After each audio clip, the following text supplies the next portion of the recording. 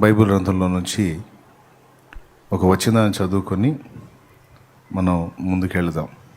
ఆదికాండం 24వ అధ్యాయం 58, 59,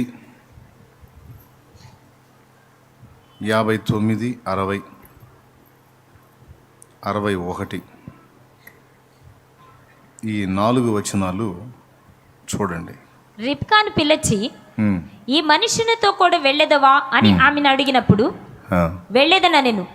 కాబట్టి వారు తమ సహోదరి అయిన రిబ్కాను, ఆమె దాదీని, అబ్రహాము సేవకుని, అతనితో వచ్చిన మనుషులను సాగనంపినప్పుడు వారు రెబ్కాతో, మా సహోదరి, నీవు వేవేలకు తల్లివగదువు గాక.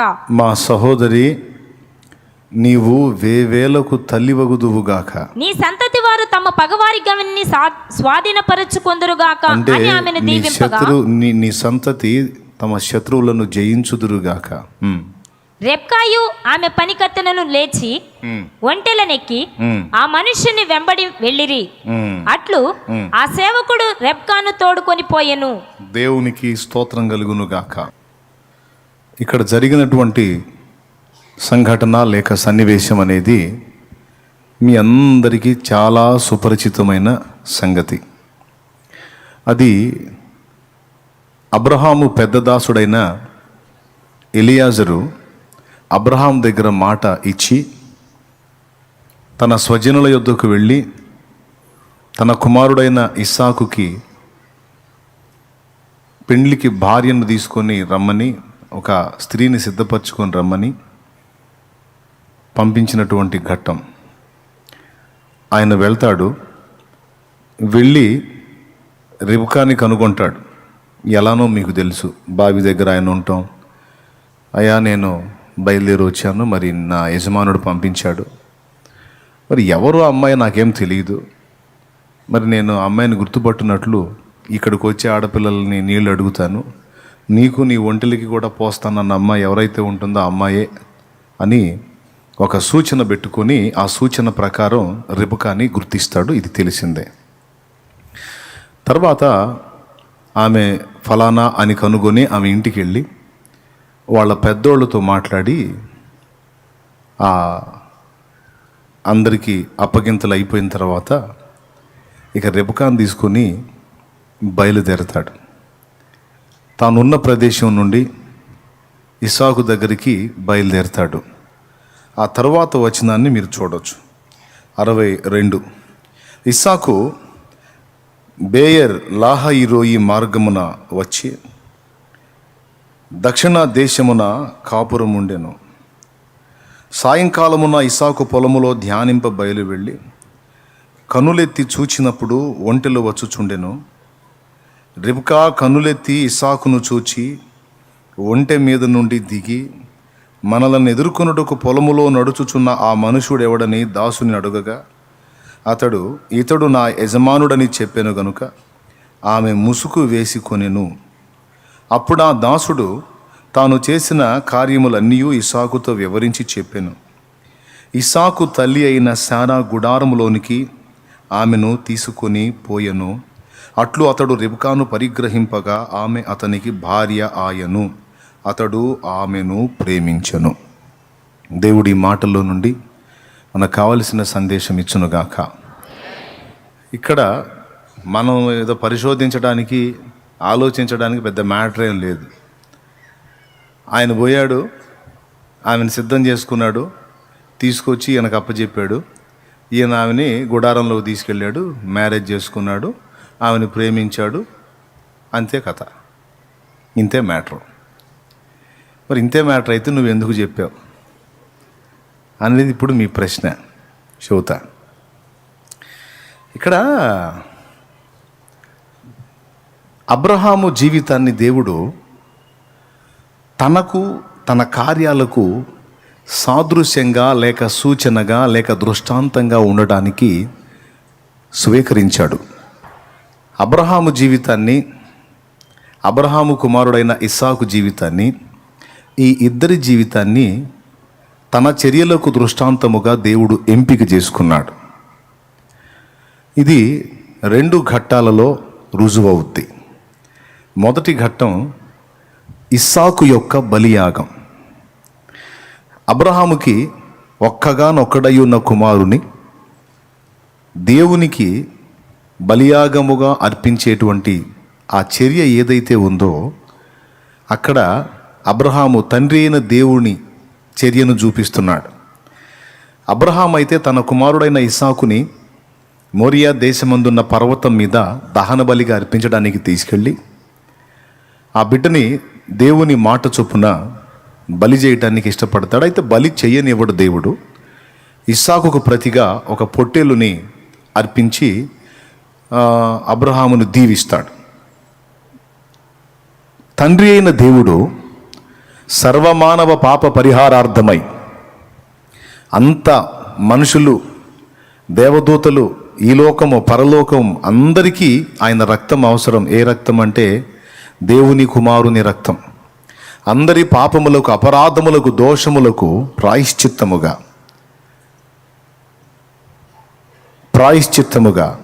అందరికీ ప్రతిగా తన అద్వితీయ కుమారుని బలి చేయడానికి తండ్రి అయిన దేవుడు ఇష్టపడ్డాడు. అది చేశాడు. ఈ తండ్రి అయిన దేవుడు చేసినటువంటి ఈ కార్యానికి సూచన అబ్రహాం జీవితంలో మనకు కనబడింది. నంబర్ 1. నంబర్ 2, అబ్రహాము కుమారుడైన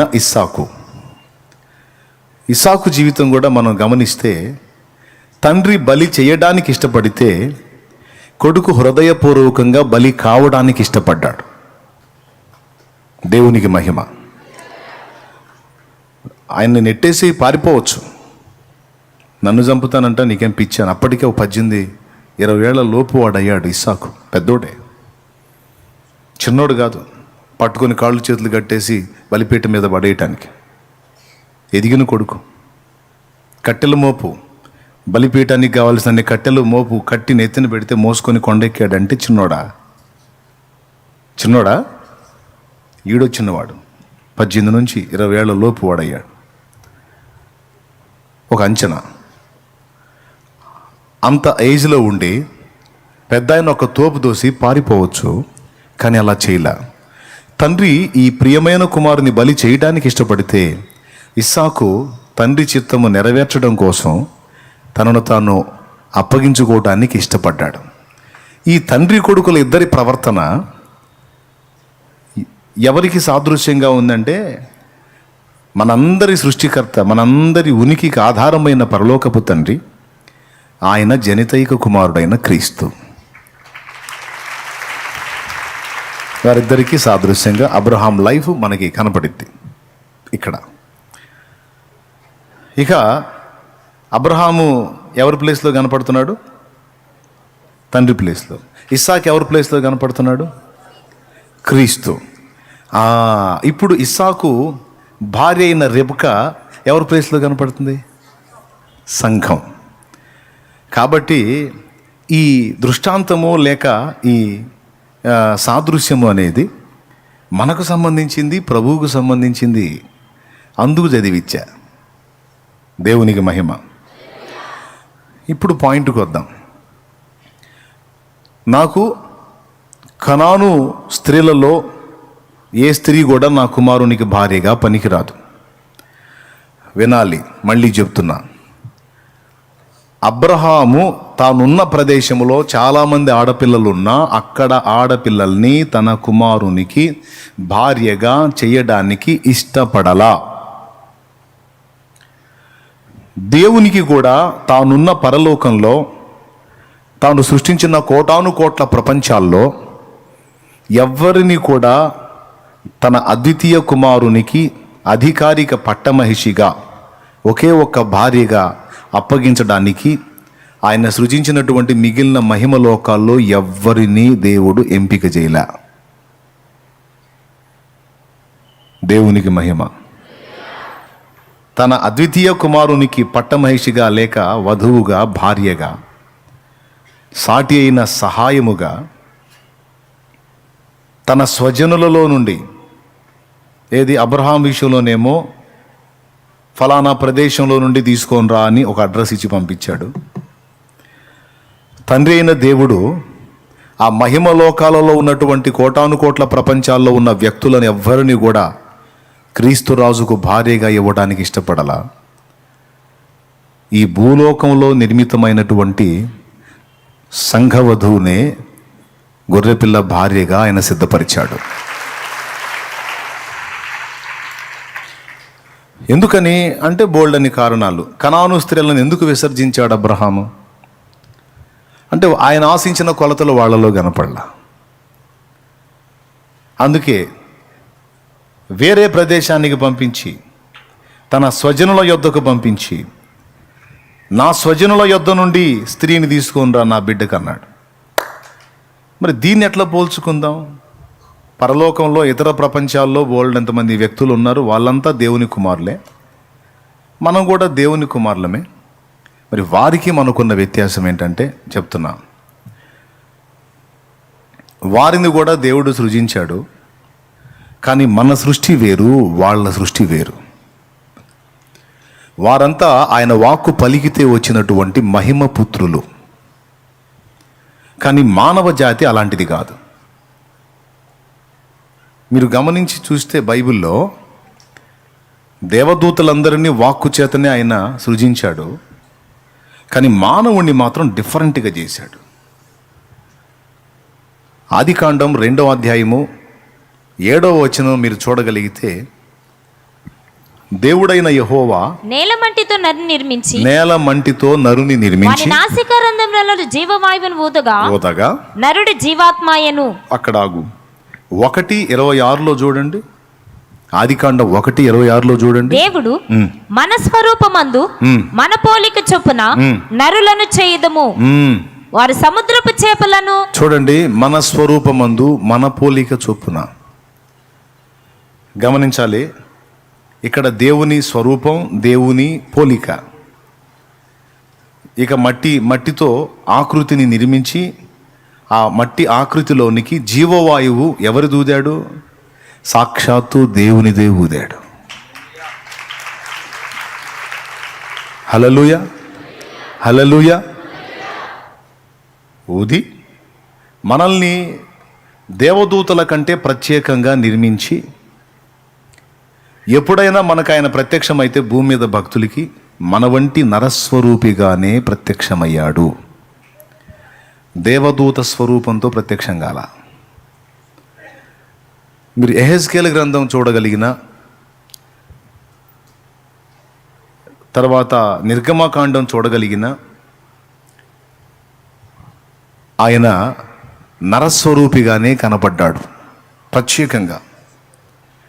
అంటే ఆయన ఎలా ఉన్నాడో అలా మనల్ని నిర్మించాడు.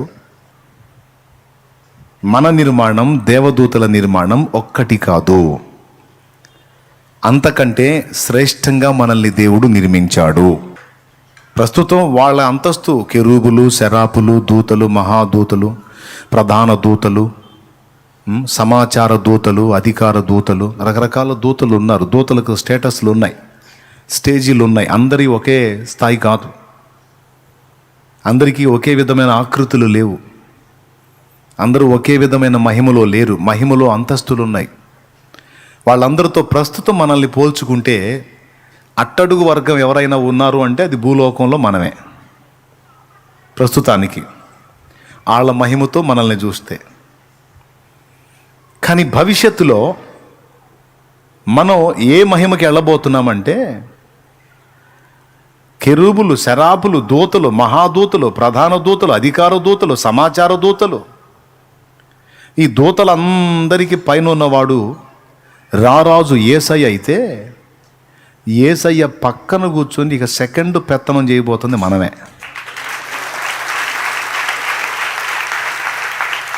అప్పుడు ఎక్కడికి వెళ్ళిపోయింది మన ప్లేసు? ఇప్పుడేమో అందరికంటే, ఇప్పుడు పరలోకంలో దేవుడు ఉన్నాడు, దూతలు ఉన్నారు కదా. యేసయ్య పరలోకం నుండి భూమి మీదకి వచ్చాడు. ఇప్పుడు దూతలు ఎక్కడున్నారు? కింద ఉన్నారా, పైన ఉన్నారా? యేసయ్యకి అంటే దేవదూతల కంటే తక్కువ వాడయ్యాడు, తగ్గించుకున్నాడు. ఇక్కడ నుంచి ఆయన సిలువలో ప్రాణం పెట్టిన తర్వాత ఆత్మరూపిగా పాతాళంలోకి వెళ్ళాడు. పాతాళం మన కింది భాగంలో ఉంది, భూగోళానికి కింది భాగంలో ఉంది, భూగర్భంలో ఉంది పాతాళం.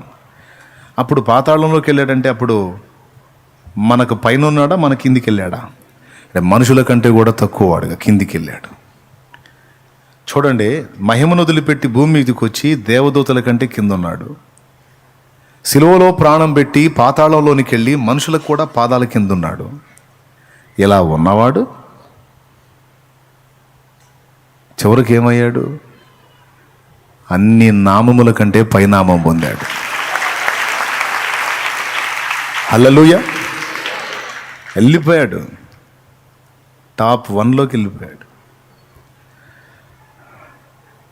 మరణము పొందినంతగా ఫిలిప్పీ పత్రిక 2వ అధ్యాయము 7వ వచనం. మనుషుల పోలికగా పుట్టి దాసుని స్వరూపమును ధరించుకొని తన్ను తానే రిక్తునిగా చేసుకొని అన్ని విషయాల్లో రిక్తుడయ్యాడు. మరియు ఆయన ఆకారమందు మనుష్యుడుగా కనబడి మరణము పొందినంతగా అనగా సిలువ మరణము పొందినంతగా విధేయత చూపిన వాడై తన్ను తాను తగ్గించుకొనిను. అబ్బా, అందుచేతను తగ్గింపు ప్రార్థన సమర్పణలో మార్గము సత్యము జీవము చూడు. మా ఇంటి పేరు పశువుల పాక, పక్కింటి పేరు ఒలీవల తోట, ఎదురింటి పేరు కల్వరి కొండ, మావాడ పేరు సియోను కోట. మా ఇంటి పేరు పశువుల పాక, పక్కింటి పేరు ఒలీవల తోట, మా ఇంటి పేరు పశువుల పాక, పక్కింటి పేరు ఒలీవల తోట, ఎదురింటి పేరు కల్వరి కొండ, మావాడ పేరు సియోను కోట. మా ఇంటి పేరు పశువుల పాక, పక్కింటి పేరు ఒలీవల తోట. తగ్గింపు అంటే ఇక ఆయనే అందరికన్నా అడుక్కుపోయి తగ్గించుకున్నాడు. ఆ తర్వాత చదువమ్మా. అందుచేత పరలోకమందున్న వారిలో గాని భూమి మీద ఉన్న వారిలో గాని భూమి క్రింద ఉన్న వారిలో గాని, అది 3 చెప్పాడు చూసారా? ప్రతి వాని మోకాలును యేసు నామమున వంగునట్లును. పైన నుంచి కిందికి వచ్చాడు, కింద నుంచి ఇంకా పాతాళానికి వెళ్ళాడు.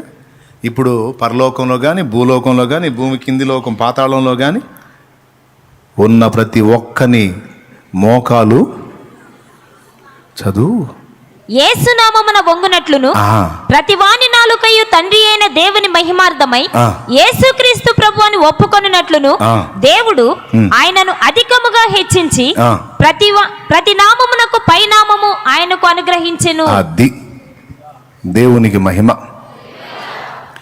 ఇప్పుడు అలాగే ఆయన ఎలాగైతే అన్ని తగ్గించుకొని వచ్చి అందరికంటే టాప్ 1లో వెళ్ళాడో, ఇప్పుడు అందరికంటే అధోగతిలో అట్టడుగు స్థాయిలో ఉన్న ఈ భూలోక సంఘ కన్య ఉందే, దేవదూతలతో పోల్చుకుంటే మనకు బోల్డంత ఆశ. ఒక దేవదూతన్నా కనపడితే బాగుండని. దేవుడు ఎటు కనపడట్లేదు, దేవదూతన్నా కనపడితే బాగుండు, లైవ్లో పలకరిద్దని బోల్డంత ఆశ. అవునా? అంటే ఏంటి, దేవదూతల కంటే కూడా మంది ఇంకా పేద స్థాయి అన్నమాట. కానీ చివరికి ఎక్కడికి వెళ్తుంది ఈమె? దేవుని స్వరూపమందు దేవుని పోలికగా పుట్టింపబడి 3వ విషయంలో కూడా రెడీ అయి, ఏంటి 3వ విషయం అంటే దేవ స్వభావమును ధరించుకుని. ఇప్పుడు మనలో దేవుడు చేస్తున్న పని అదే. తన స్వరూపం ఇచ్చాడు, తన పోలిక ఇచ్చాడు, తన స్వభావం కూడా ఇస్తాడు. స్వభావం స్పెషల్గా తయారు కావాలి మనలో. దానికోసం టైం తీసుకున్నాడు, ప్రత్యేకమైనటువంటి పరిస్థితుల్ని వాడుకొని మనలోకి ఆ స్వభావాన్ని ప్రవేశపెట్టడానికి ఇప్పుడు పని చేస్తున్నాడు. స్వభావము లేక వ్యక్తిత్వం, ఈ 3 కంప్లీట్ అయితే క్రీస్తు యేసునకు కలిగిన సంపూర్ణతకు సమానమైన సంపూర్ణత మనకు వచ్చింది. క్రీస్తు యేసునకు కలిగిన సంపూర్ణతకు సమానమైన సంపూర్ణత. దేవదూతలకు ఆశ్చర్యమే, మనకు కూడా ఆశ్చర్యమే. మనం పోయి ఆయన పక్కన ఎట్టు కూర్చుంటాము? అసలు మనం, మన అవతారం, మన బతుకు, మన సంబడం మనకు తెలుసుగా. అసలు మనం పోయి అక్కడ సింహాసనంలో కూర్చో, ఏదో మనం అయ్యగారు చెబుతున్నాడు, మనం ఏదో వింటున్నాం, కానీ నిజమేనంటావా? ఇంత పనికిమాలిండి, ఇంత పనికిమాలిందని నేను పోయి ఆయన పక్కన అసలు అమ్మ ఊహించడానికి భయంగా ఉంది నాకు. అరే నేను చెప్పేది నిజం, నీకు లేదు, నీకెందుకు? నిన్ను కూర్చోబెడతాడుగా, ఇది ఖాయం, డౌట్ లేదు అందులో. ఇప్పుడు అదే అందుకోసమే రెడీ చేస్తున్నాడు, సిద్ధపరుస్తున్నాడు. అక్కడ కూర్చోటానికి తగిన వారినిగా మనల్ని రెడీ చేయడానికే రకరకాల పరిస్థితుల్ని మన జీవితంలోనికి రప్పిస్తున్నాడు. చలికాలం, ఎండాకాలం, వానాకాలం, ఋతువుల్ని రప్పించేది ఆయనే. అటనే మన బతుకులు రకరకాల కాలాలు రప్పిస్తున్నాడు. ఆనందకాలం, శోధన కాలం, దుఃఖకాలం, వేదన కాలం, కృంగిపోయిన కాలం, పైకి లేచిన కాలం, అన్ని కాలాలు రప్పించి ఆయన మనల్ని సిద్ధపరుస్తున్నాడు. దేవుడు పని ఆపల.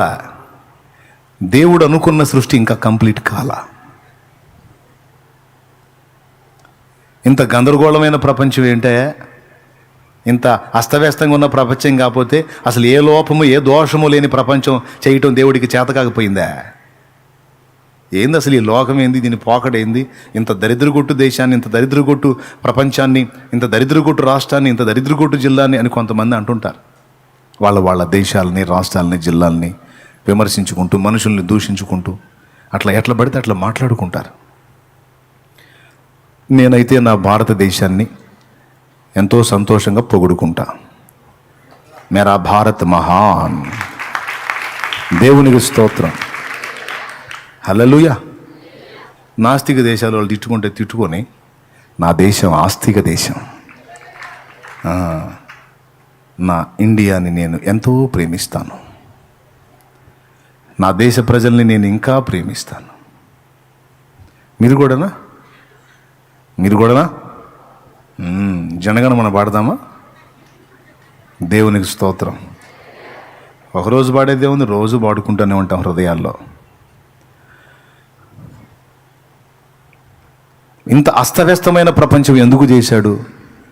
ఒక క్రమంగా అన్ని, ఏ లోపం లేకుండా, ఏ పాపం లేకుండా, ఏ పొరపాటు లేకుండా, ఏ దోషం లేకుండా, అన్ని విషయాల్లో పర్ఫెక్ట్గా ఉన్న ప్రపంచాన్ని చేయటం దేవుడికి చేత కాలేదా?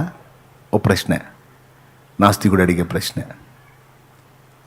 సమాధానం ఏంటంటే, చేత అవును, అదే చేస్తున్నాడు దేవుడు. ఒకటే సమాధానం, చేత అవును, అదే చేస్తున్నాడు. ఇప్పుడు ఇల్లు మొదలు పెట్టాడండి, బేస్మెంట్ వేసి, లెంటల్ పోసి, స్లాబ్ వేసి, అంతవరకు ఆపితే ఎవడన్నా వచ్చి చూసి, అసలు ఈ ఇటుకలు ఏంటి ఇలా బయటికి కనపడుతుంది, ఇటుకరాళ్ళు ఇలా కనపడుతున్నాయి, ఈ కంకర ఏంటి ఇలా ఉంది, ఈ పిల్లర్స్ ఏంటి ఇలా కనపడుతున్నాయి, అసలు ఇట్లాంటి ఇల్లు కాకపోతే అసలు ఇలా ఇంత గందరగోళంగా లేకుండా చక్కని అందమైన ఏ లోపం లేని ఇల్లు కట్టడం ఈ మేస్త్రికి చేత కాలేదా అంటే, మేస్త్రి ఏమంటాడు? ఒరే నిద్రమోహం, నువ్వు ఇప్పటిదాకా చూసింది సగం పనేరా, ఇంకా సగం పని ఉంది, అది కంప్లీట్ అయినాక రానానా అంటాడు కదా. ఇప్పుడు మనుషులు చూస్తున్నదంతా దేవుడు నిర్మించి, దేవుడు జరిగించిన సగం పనే. ఇంకా సగం పని ఉంది, జరుగుతుంది. అది కూడా పరాకాష్ఠకు వచ్చింది, ఫైనల్కి వచ్చింది, ఫినిషింగ్ టచ్లో ఉన్నాం ఇప్పుడు. స్తోత్రం చెప్పరే. అయిపోయిన తర్వాత చూడాలి ఇక. అప్పుడు ఇక ఏ లోపము లేని, సూర్యుడు లేని చీకటి రాత్రులు,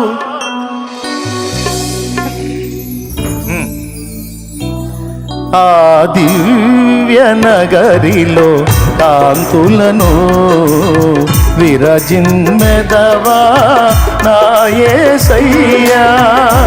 ఆ దివ్య నగరిలో కాంతులను విరజిమ్మెదవా నా యేసయ్యా. సియోనులో స్థిరమైన పునాది నీవు, సియోనులో స్థిరమైన పునాది నీవు.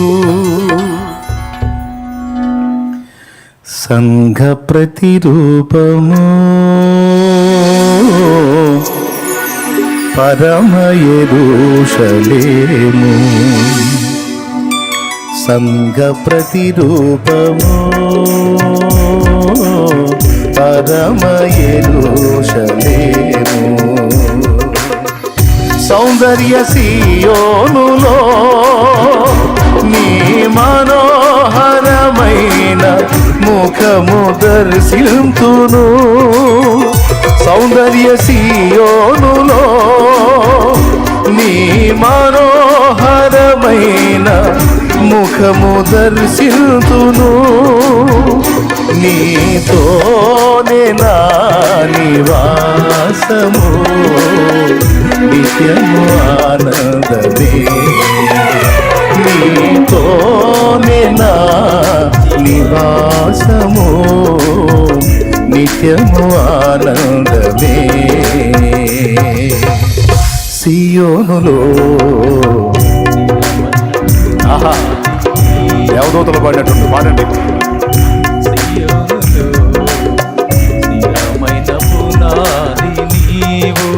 దేవునికి మహిమ.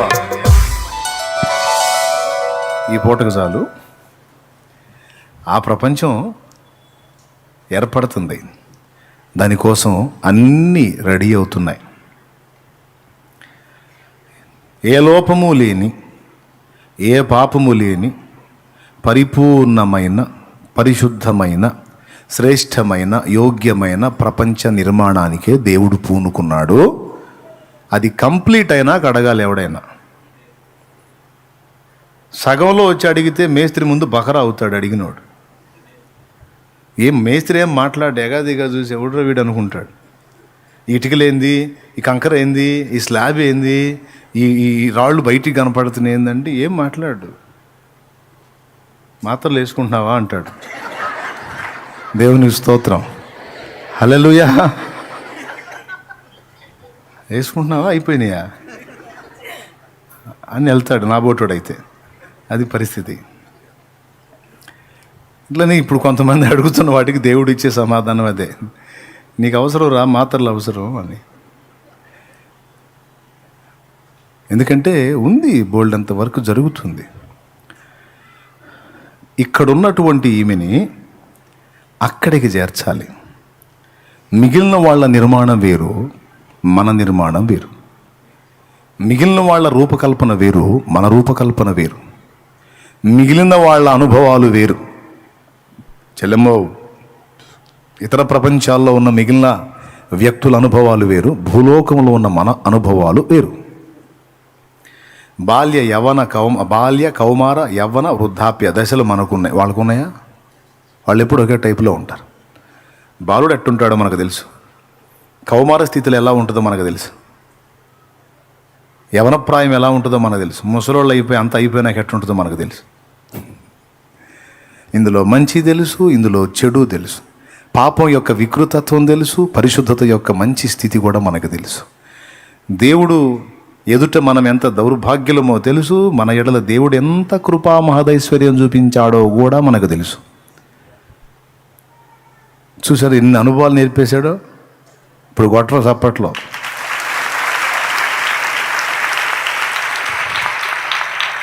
దేవునికి స్తోత్రం కలుగును గాక.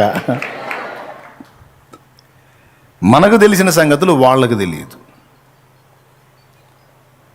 ఆశ్చర్యం ఏంటంటే రేపు రారాజును గూర్చి రాణే చెప్పాలా, భర్తను గూర్చి భార్య చెప్పాలా పిల్లలకి. మనం చెప్పాలంటే అక్కడ అనుమానం పెట్టుకోక నిజం ఏంది, అక్కడుండే వాళ్ళకి ఇక్కడి నుంచి మనం పోయి ఆయన గురించి అనో మరీ మేము వింటున్నాం నువ్వు అటు చెప్పవాకని అనకండి. నేను నిజమే చెబుతున్నా, దేవునికి మహిమ, హల్లెలూయా. నిజమే. మరి భర్తను గురించి ఎవరు చెప్తే బాగుంటుంది పిల్లలకి? తల్లిదండ్రికి? అంటే అమ్మాయి తల్లిదండ్రికి అండి. అమ్మాయి అల్లుడు గారు ఏంటమ్మాయి అంత కోపడుతున్నాడు అంటే ఆయన అంతేలేమ్మా, ఆయన ఇంకేం ఆయన అంతే, ఏం చేయడు. ఏం చేయకపోవటం ఏంటో కొట్టేటట్టున్నాడు కదా. అంటే కొట్టితే మమ్మీ కొడతాను దగ్గరికి వస్తాడు, చాలాసార్లు అంతే చేశాడు, కొట్టలేడు. అవునా, నాకేం తెలుసు అమ్మ, కొట్టాడేమో అనుకుంటున్నాను నేను. అంతే పాపం, ఆవేశంగా వస్తాడా, నేను అలా చూడగానే సైలెంట్ అయిపోతాడు అని చెప్పినా అమ్మో ఇట్లా చేస్తే మా ఆయన కోపం వచ్చిద్దని చెప్పినా, మా ఆయన ఇంత మంచోడని చెప్పినా, మా ఆయన ఈ విషయంలో ఇంత పరాక్రమంగా ఉంటాడని చెప్పినా, ఏం చెప్పినా ఇతరులకు భార్యే చెప్పాలి. పిల్లలకు కూడా. వాడు ఆలాటోలాగా వెళ్తుంటాడు నాన్న మీదకి, అబ్షాలోం దావీదు మీదకి పోయినట్టు. అమ్మ ప్లేస్లో హూషాయి ఉండి చెప్పాడు, పళ్ళు రాల్తేరా మీ నాన్న ఏం తేలిక అనుకుంటున్నా, జాగ్రత్త అని. దేవునికి స్తోత్రం. హూషాయి అంటే ఎవరు అనుకునేరు, మనకు అయ్యేం తెలుసు. వరువుది నీ పరిణయం, రాధా కళ్యాణం, చిన్న కోళ్ళు, ఇవన్నీ తెలుసు. కార్తీక దీపం, ముద్ద మందారం, ఏమండి ఇవన్నీ తెలుసు. అరే నువ్వేడ చూస్తున్నావు అనుకునేరు, నేను చూడట్లా, పేపర్లో వస్తుందిగా. దేవునికి స్తోత్రం కలిగి. ఎంత బానిసలు అయిపోయారండి ఇప్పుడు. నా నిబంధనలు ఎంతమంది నిలిచున్నారో ఏమో డౌటే. నేను ఇంకొక దైవజనుడు ప్రసంగం వినమన్నా కదా, అది కాకుండా దానికి బదులు ఒక్కటి ఉందని నాకు ఇంపార్టెంట్ సీరియల్, అది ఒక్కటి చూసుకొని ఆగుతానని. ఎంతమంది ముసుగులో పాపం చేస్తున్నారో నాకు తెలియదు. చాలామంది నిబంధనలు నిలబడ్డారని అనుకుంటున్నాను. 7 రోజులు మనం ఫోన్గానే వాడాలి. ఎంతమంది ఉన్నారు ఆ నిబంధనలో? చేతులు ఎత్తండి. వామ్మ చాలా చేతులు లేవలేదు. అయిపోయిందా నిబంధన? అయిపోయిందా? నక్క చేసిన పని చేశారా అండి? నక్క దీక్ష తీసుకుందంట. నాలంటోడు ఒకటి దీక్ష ఇస్తుంటే నక్క దీక్ష తీసుకుందంట. ఆయన చెప్పాడు, తీసుకుంటే నువ్వు మాంసాహారం తినకూడదు, శాకాహారాదులే తినాలంటే అది తినేదే మాంసమాయా. నువ్వు శాకాహారాదులు తినాలి, అట్లా ఇష్టమైతేనే నేను నీకు ఈ బాప్తీసం ఇస్తాను కదా. అట్లాగా బాప్తీసం కూడా ఒక విధంగా దీక్ష అన్నమాట. అట్లా నేను అట్లయితేనే నీకు ఇది ఇస్తాను, లేకపోతే ఇవ్వను అంటే, భలే పనేనే, ఇంతకన్నా గొప్ప భాగ్యం ఏముంది, తప్పకుండా తీసుకుంటానని. మేము లోకంలో ఉన్నప్పుడు దీక్ష గుర్తుగా కొన్ని ధరించేవాళ్ళం. ఇతను కూడా నక్క దీక్ష తీసుకుంటానికి ఇష్టపడింది కాబట్టి మెడలో ఒకటి గుర్తు వేశాడు. ఇక నుంచి ఈ నక్క గారు ప్రత్యేకం, వీరు ఆత్మ సంబంధులు అని.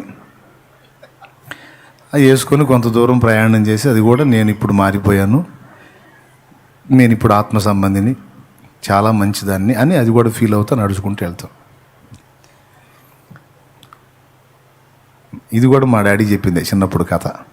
దేవునికి స్తోత్రం. కొంతమంది భక్తులను చూస్తే నాకు అదే గుర్తొస్తుంది. అందుకని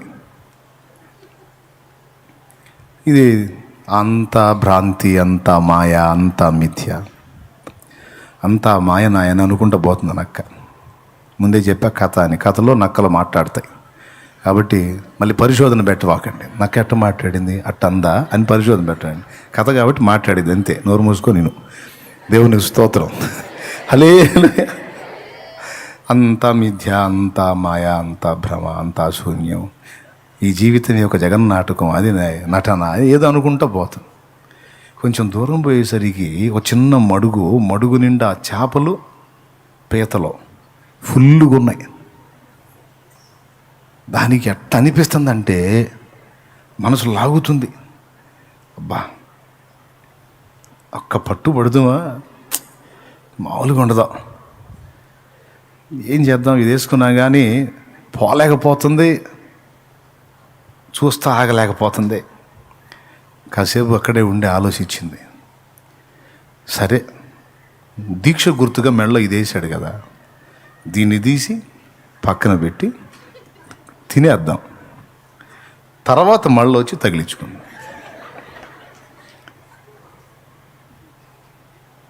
నేను తిన్న సంగతి ఆయన చూశాడా? ఏది నా మెడలో నిబంధన వేసినోడు చూశాడా? అని ఇక దిగి తింటా ఉంది. దాని కర్మగాలి దీన్ని ఏం చేసింది, మెడలో దాన్ని తంగేడు చెట్టు ఉంటుంది కదా, తంగేడు చెట్టు దానికి తగిలిచ్చింది. వేసింది దానికి తగిలిచ్చి శుభ్రంగా తింటున్నాను. దీక్ష ఇచ్చినోడు చిన్నగా ఆ మార్గానే వస్తా, ఎవరది? నేను దీక్ష ఇచ్చిన నక్కేనా? ఎవరది అన్నాడు. చూసింది, ఒరి నాయన రాని వచ్చాడు, ఇప్పుడే కదా దీక్ష తీసుకొని మొత్తం గంట కూడా కాలేదు, తేడా పడ్డాను, ఎందుకు వచ్చిన గొడవ అని ఆ ఇచ్చిన ఆ వస్తువు ఆడే పడేసి పత్తా లేకుండా పరారైంది. ఇతనే తక్కువ తిన్నాడు, వెంటబడ్డాడంట. ఈయన పరిగెత్తున్నాడు, అది పరిగెత్తుంది, ఈయన పరిగెత్తున్నాడు, అది పరిగెత్తుంది. ఎట్లా తప్పించుకోవాలా, ఎట్లా కవర్ చేయాలా, ఏం చేయాలో అర్థం కాల దానికి. ఈ లోపు ఈ వెనక్కి చూసుకుంటూ పరిగెత్తుతూ ఇటు తిరిగేసరికి ఒక పుల్ల కంట్లో గుచ్చుకొని ఒక కన్ను పోయింది. కన్ను పోయినాక ఐడియా వచ్చింది. కాసేపు విలవెల్లాడినా అమ్మాయి ఈయన తప్పించుకోవచ్చని కూర్చుంది కదలకుండా, ఇంకా బాటిల్ అక్కడే కూర్చుంది. వచ్చాడు, వచ్చి ఇదిగో నువ్వు దీక్ష తీసుకొని ఈ పని చేయొచ్చా అన్నాడు. నువ్వు నాతో ఏ నిబంధన చేసావు, ఏం చేస్తున్నావు, నువ్వు తినొచ్చా అంటే, ఎవరు అయ్యా నువ్వు అన్నాడు. అదేంది అట్లా మాట్లాడుతున్నావు, నేను ఇందాక నీకు మెడలో అది వేసాను కదా, దీక్ష ఇచ్చాను కదా నీకు, నువ్వు నాతో ప్రమాణం చేసావు, నిబంధన చేసావు, ఇక నుంచి ఎలా ఉంటానంటే, ఎవరు అయ్యా నువ్వు అంటాను. మళ్ళీ నేను నీకు దీక్ష ఇచ్చినానంటే, ఏ దీక్ష, ఏం కథ, నాకేం తెలుసు, ఎవరికి ఇచ్చావు నువ్వు? నక్కకే ఇచ్చానే. ఏ నక్కకి ఇచ్చావు? నక్క అంటే నక్కే కదంటే, అరే నక్కల్లో రకాలు ఉన్నాయి, గుడ్డి నక్క, మంచి నక్క. మంచి నక్కే, దానికి 2 కళ్ళు ఉన్నాయి, మరి నాకు చూడు ఒక్కనే ఉన్నా. కొన్నిసార్లు విశ్వాసుల వ్యవహారం చూస్తుంటే నాకు అచ్చం ఆ నక్కే కనపడుతుంటుంది. అందుకని చెప్పాలే, ఏమనుకోవాకండి, దేవునికి మహిమ. హల్లెలూయా చెప్పండి, గట్టిగా చెప్పండి. కొంతమంది మనోళ్ళు వ్యవహారం చూస్తుంటే నాకు ఇచ్చిన మాటని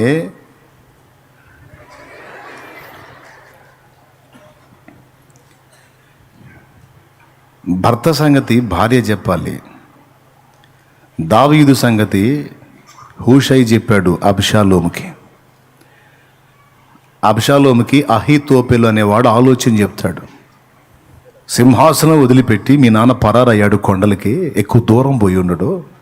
అబ్షాలోమా, నువ్వు కానీ వెంటబడి మీ నాన్నను తరిమితివా? మార్గమందే అతన్ని చంపేయొచ్చు, నీకు సింహాసనం స్థిరపరచబడిద్ది. నువ్వు లేచి కదులు, మీ నాన్న చిక్కుతాడు నీకు అంటే. అప్పుడు హూషై అనేటువంటి వ్యక్తి, శామ్యూయల్ 2 సమూయేలు గ్రంథమట 17వ అధ్యాయమట 7వ వచనమట. గుర్తు రాసుకొని నాకెళ్ళి చూడండి. మెసేజ్ అది కాదు, జస్ట్ సందర్భంలో వచ్చింది కాబట్టి చెప్తున్నా. హూషై అనేటువంటి ఈ వ్యక్తి దావీదు కుమారుడైన అబ్షాలోముతో అంటాడు, అబ్షాలోమా, ఈ విషయంలో అహీతోపెలు చెప్పిన ఆలోచన తప్పు. మీ నాన్న గురించి చాలా తక్కువ అంచనా వేశారు. మీ నాన్న ఎలాంటివాడో తెలుసా? యుద్ధమందు ప్రవీణుడు. పిల్లల్ని పోగొట్టుకుని ఎలుగుబంటిలాగా రేగిన మనసుతో ఉన్నారు ఆయన అనుచరులు. కొడుకు కాబట్టి బతికిపోయా, వదిలిపెట్టి వెళ్ళాడు. ఇంకొకడైతే నీ పని అయ్యేది. ఏమనుకుంటున్నారా మీ నాన్న గురించి? ఏం తెలుసు నీకు మీ నాన్న గురించి? నిన్నేం చేయకుండా వెళ్ళిపోతే ఎలా టప్ అనుకుంటున్నాయింది. నువ్వు వెళ్ళి చంపటానికి ఈజీగా చిక్కేవాడు అనుకుంటున్నాయింది. యుద్ధమందు ప్రవీణుడు, నీ తండ్రి జనులతో కూడా బస చేయుడు, ఏదో ఒక గుహ యందు దాగి ఉంటాడు.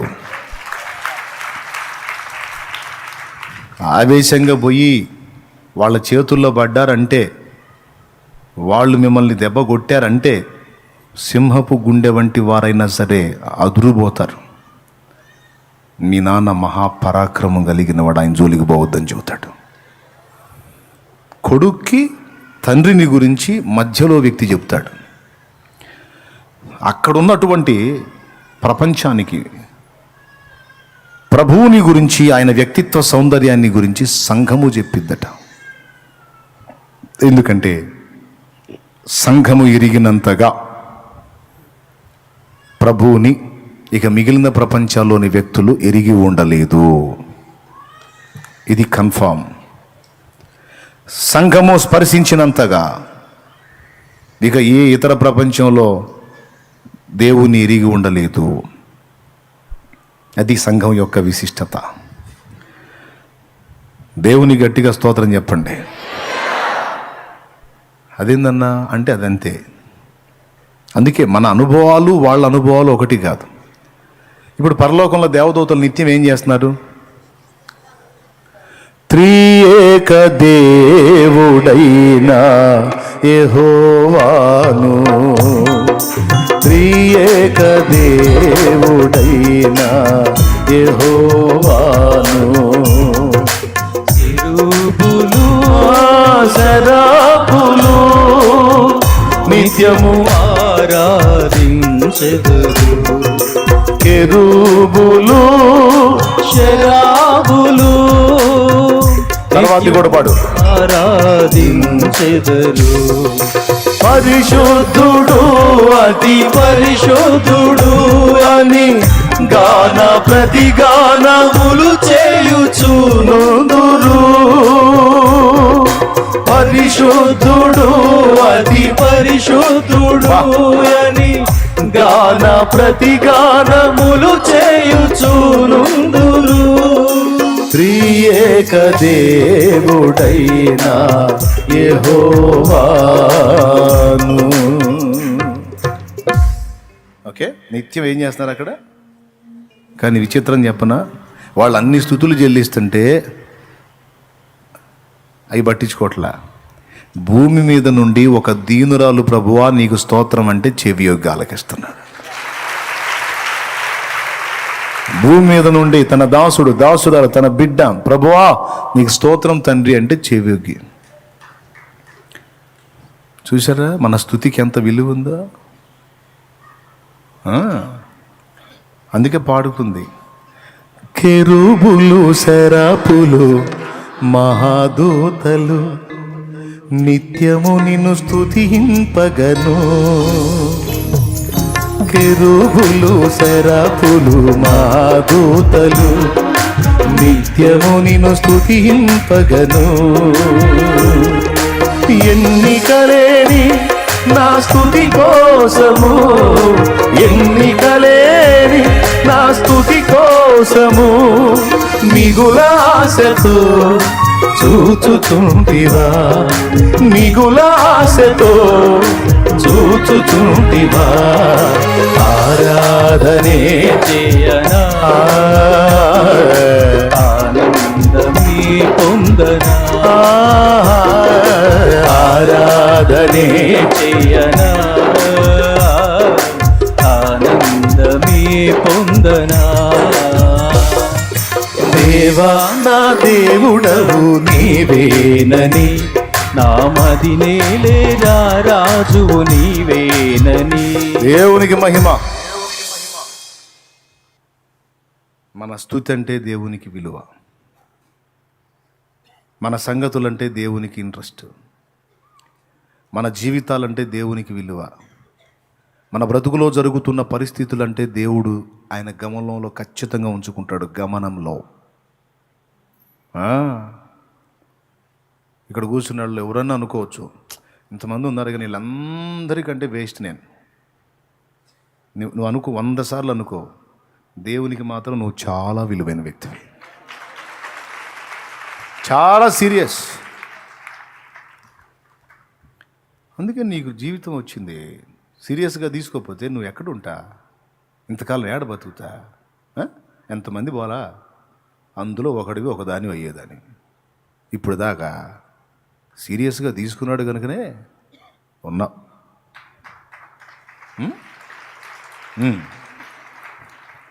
మనందరినీ ఎంత విలువగా చూస్తాడంటే కెరూబులు, శరాపులు, దూతలు, మహాదూతలు, రకరకాల దూతలు, ప్రధాన దూతలు, అధికార దూతలు, సమాచార దూతలు, ఎన్ని రకాల దూతలు ఉన్నా, ఎన్ని ప్రపంచాలున్నా వాళ్ళందరూ వేరు, భూలోకములో రెడీ అవుతున్న సంఘము వేరు. అందుకే స్పెషల్గా రిబ్కాని నా జనుల యుద్ధకు వెళ్ళి తీసుకొని రా. ఎవరు వెళ్ళారు? ఎలియాజర్ వెళ్ళాడు. ఇది మర్చిపోలేదు కదా. అబ్రహాము, ఇస్సాకు, రిబ్కా, ఎలియాజరు, ఈ 4 పాత్రలు మర్చిపోలేదుగా. పోయారా? పోలేదుగా. పోవాకండి. తీసుకురమ్మన్నాడు. పోయి తీసుకొస్తున్నాడు. అబ్రహాం ఎవరికి సాదృశ్యంగా ఉన్నాడు? అందరూ చెప్పాలి నోరు తెరిచి. రైట్. కుమారుడైన ఇస్సాకు, రైట్. రిబ్కా. ఇప్పుడు ఎలియాజరు ప్లేస్ ఏంటి? అబ్బా, దేవునికి మహిమ. హల్లెలూయా.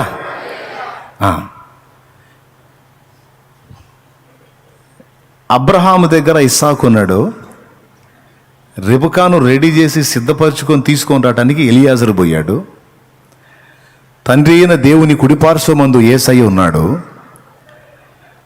ఆయన ప్రాణం పెట్టి తిరిగి వెళ్ళి తండ్రి కుడిపార్శ్వమందు ఉన్నాడు. లేఖనాలు ఉన్నాయి. అయితే ఆయన ఎవరి నిమిత్తం అంతా సిద్ధం చేశాడో ఆ సంఘమును కంప్లీట్గా సంపూర్ణ సిద్ధిలోనికి రెడీ చేసి తీసుకొచ్చి ప్రభువుకి అప్పగించడానికి పరిశుద్ధాత్మ దేవుడు ఎలియాజర్ ప్లేస్ తీసుకున్నాడు. ఎవరు? ఇప్పుడు ఈ మ్యాటర్ అంతా ఎందుకు ఎత్తుకున్నానంటే ఒక ముఖ్యమైన విషయం మీకు అందించడానికి. అది చెప్పి ముగిస్తా. సంతోషం, స్తోత్రం చెప్పండి. ముగింపు సంతోషమా? సరే. ఎలియాజరు వెళ్ళి ఆమెను తీసుకొని వస్తున్నాడు. తీసుకొచ్చేటప్పుడు నాకు తెలిసి రోజులో, వారాలో, నెలలో కొంత సాంగత్యం అయితే ఇస్సాకుతో ఆమె గుడారములోనికి ప్రవేశింపక మునుపు ఆమె గౌరవనీయుడు ఘనుడైన ఎలియాజరుతో కొంత ప్రయాణం చేయాల్సి ఉంది. ఎందుకు ఎలియాజరుతో రిబ్కా ప్రయాణం అంటే అప్పటికి అవసరాన్ని బట్టి, దూరాన్ని బట్టి ప్రయాణం చేసిందని మీరు అనుకోవచ్చు. ఇప్పుడు ఈ సంఘమనే రిబ్కా తండ్రి కుడిపార్శ్వమందున్న క్రీస్తునోతకు చేర్చబడాలంటే పరమ ఎలియాజర్ అయినటువంటి పరిశుద్ధాత్మ సహవాసము తప్పనిసరిగా అనుభవించాలి. ఎందుకంటే ఇస్సాకుని గురించి రిబ్కాకు తెలిపేవాడు ఎలియాజరు. పరమ ఇస్సాకుగా చెప్పబడుతున్న యేసును గూర్చి మనకు తెలిపేవాడు పరిశుద్ధాత్ముడు. ఓకే. పరిశుద్ధాత్మ దేవుని యొక్క అవసరత, ఆయన యొక్క విలువ, ఆయన సాహచర్యంలోని ప్రాముఖ్యత నేటి సంఘం గుర్తించటం మానేసింది, పట్టించుకోవటం మానేసింది. అది ఇప్పుడు ప్రధాన సమస్య. అందుకే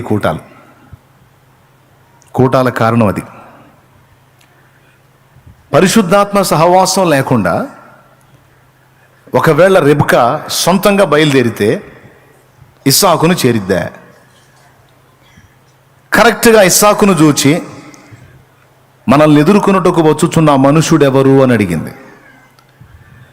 అంటే అల్లంత దూరంలో ఉండగానే ఎలియాజరు చెప్పిన కొలతల ప్రకారం ఇస్సాకుని గుర్తుపట్టింది. త్రోవలో ఇంకా ఎవరిని గురించి ఆమె ఆ మాట అడగలేదు. ఇస్సాకును చూచినప్పుడు మనల్ని ఎదుర్కొనుటకు వస్తున్న ఆ మనుష్యుడెవరు? ఎందుకంటే ఎలియాజరు గారు, మీరు చెప్పినటువంటి ఆయన యొక్క లక్షణాలన్నీ అదిగా వచ్చి ఆయనలో కనపడుతున్నాయి.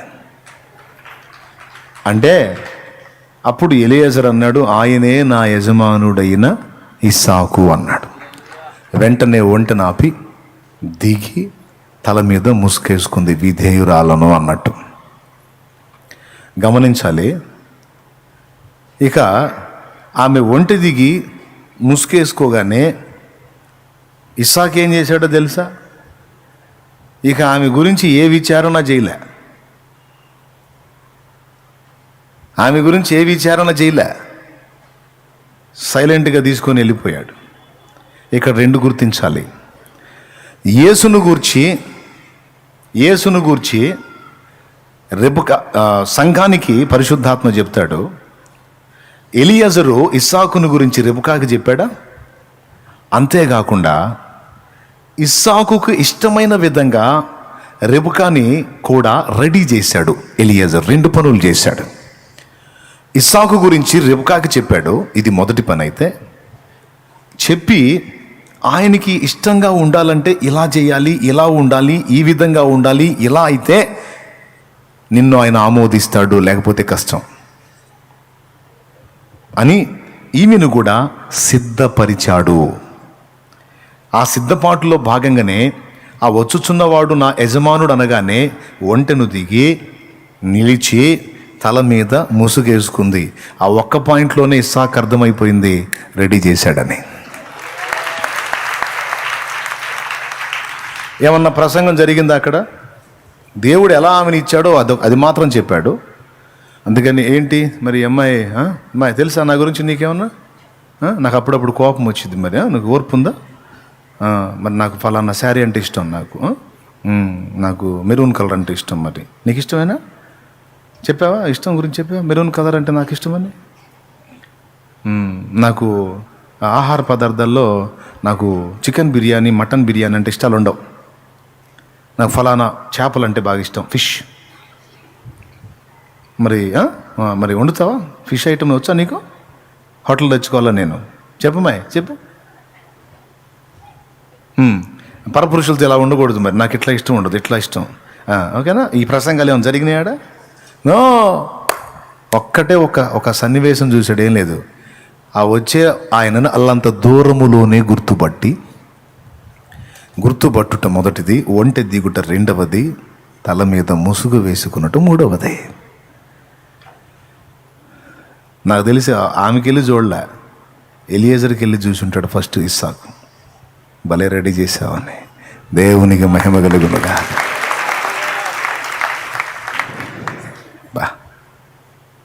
తర్వాత ఆమెకి వెళ్ళి చూశాడు. ఇక చెప్పేదే ఉంది, ఇంకేం మీటింగులు లేవు. నీకు అవి ఇష్టమా, ఈ ఇష్టమా, ఏం చేయమంటావు, ఏం లేదు. నేరుగా తల్లి గుడారంలో తీసుకొని పోయాడు. ఓకేనా? అయిపోయింది. యేసుని చూడాలని, యేసులాగే ఉండాలని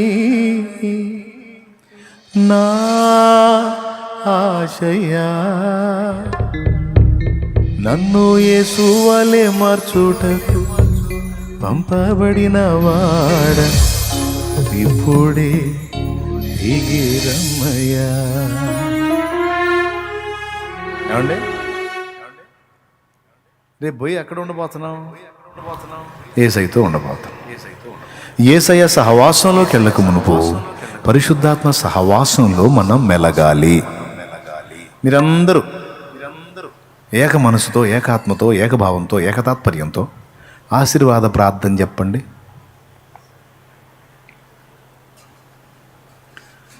అమ్మో అమ్మో అమ్మో గుండెలు బాదుకుంటారు. తొందరగా చెప్పండి, పెద్దగా చెప్పండి. పరలోకమందున్న మా తండ్రి, అది పరలోక ప్రార్థన రా తల్లి. వామ్మో నా పరువు నిలువున తీశారుగా, పాయే పరువు బాయే. ఆశీర్వాద ప్రార్థనమా? తండ్రి, కుమార, పరిశుద్ధాత్మ.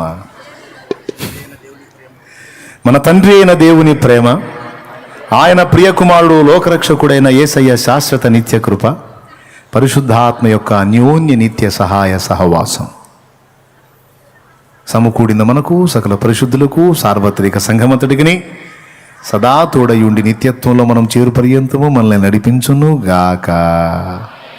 ఆమేన్. ప్రేమ ఎవరిది? విడగొట్టి చెప్పండి. తండ్రి అయిన దేవుని ప్రేమ. కృప ఎవరిది? తండ్రి ప్రేమ, కుమారుని యొక్క కృప, పరిశుద్ధాత్మ యొక్క దీవెన అన్నాడా?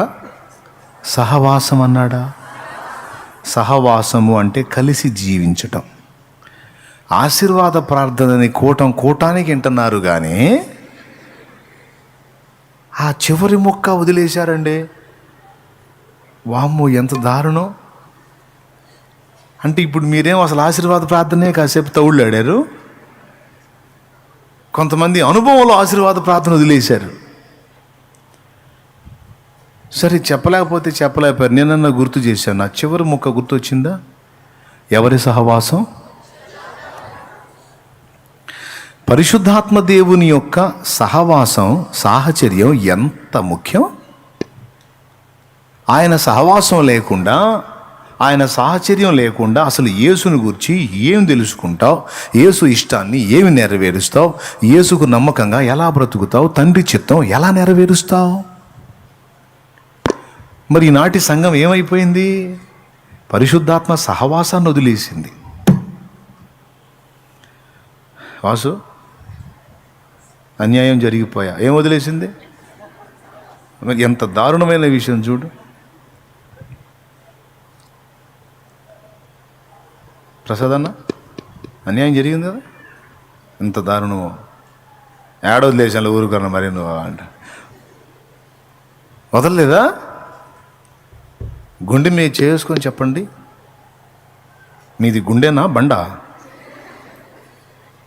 చేసుకొని చెప్పండి, వదల్లా? పరిశుద్ధాత్మ సహవాసంలో నిజంగా ఎంతమంది ఉంటున్నారండి? ఒకవేళ నువ్వు తొందరపడి చేయెత్తుతావేమో, బుక్ అవుతావు, జాగ్రత్త. దేవునికి స్తోత్రం కలుగును గాక. ఈ కీలకమైన విషయం సోదరు, అందుకని చెప్తున్నాను. నొక్కి కోడి గుడ్డు ఎక్కడ ఉండాలా? కోడి గుడ్డులో నుంచి పిల్ల బయటికి రావాలంటే ఎక్కడ ఉండాలి? గుడ్డు ఆడ ఉండాలా? సెల్ ఫోన్ పక్కన ఉండాలా? ఆడ ఉండాలా? రోడ్ల మీద తిరగాల? పనికి మళ్ళీ ఎవరల్లో ఉండాలా? గుడ్డు ఆడ ఉండాలి? పోయి తల్లి కింద ఉండాలి. అప్పుడేం జరిగిద్దంటే, ఆ తల్లి ఈ గుడ్డు మీద పొదిగి ఆ ఇద్దరి సహవాసంలో అంతకుముందు లేనిదొకటి ఆ గుడ్డులో ఏర్పడుతుంది.